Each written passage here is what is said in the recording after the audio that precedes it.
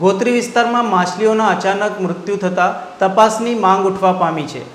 વડોદરાના ગોત્રી તળાવમાં અચાનક મોટી સંખ્યામાં માછલીઓના મોતના સમાચાર સામે આવ્યા છે, જેનાથી તળાવ અને આસપાસના વિસ્તારમાં અસહ્ય દુર્ગંધ ફેલાઈ ગઈ છે। માછલીઓના મૃત્યુ પાછળ ઓક્સિજનની ઉણપ કે પછી કોઈ ઝેરી રસાયણ છોડાયું છે કે કેમ, કે પછી કંઈ અન્ય કારણ છે, તે એક તપાસનો વિષય બની રહ્યો છે। હાલ તો ઘટના પાછળ સાચું કારણ હજુ સુધી સ્પષ્ટ થયું નથી, જેને લઈને તપાસની માંગ ઉઠી છે।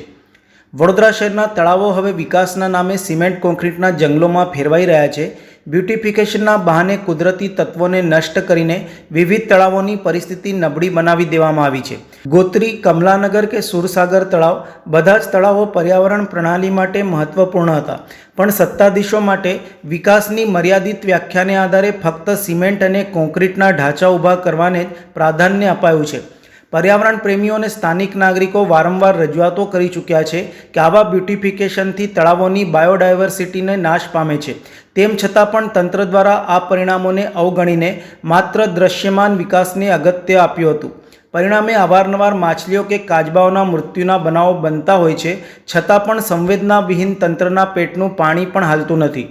તળાવોમાં ઓક્સિજન સપ્લાયની વ્યવસ્થા, સીસીટીવી ચકાસણી અને પાણીની લાઈનોની પરખ માટે કોઈ પ્રભાવી તંત્ર નથી। આવા સંજોગોમાં આ ઘટના માત્ર દુર્ઘટના નહીં, પણ તંત્રની બેદરકારી અને જવાબદારીના અભાવનું જીવંત ચિત્ર છે। હવે સમય આવી ગયો છે કે તળાવોની જાળવણી માટે નિયમિત મોનિટરિંગ, વૈજ્ઞાનિક દ્રષ્ટિ અને પર્યાવરણને અનુકૂળ નીતિઓ અપનાવવાની જરૂર છે, નહીંતર આવી ઘટનાઓ સિટી ઇકોલોજી બેલેન્સ માટે સતત ખતરોરૂપ સાબિત થઈ રહેશે।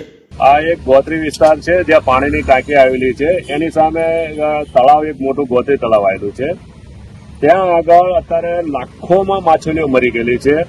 એટલી બધી હદે મરી ગઈ છે કે અંદર જે બતક તરે છે એ પણ ખાઈ નથી શકતા, એ પણ દૂર દૂર ભાગી રહ્યા છે। એનું કારણ એક હોઈ શકે કાં કેમિકલ છોડેલું હોવું જોઈએ, કાં એમાં ઓક્સિજન ઓછું થયું છે।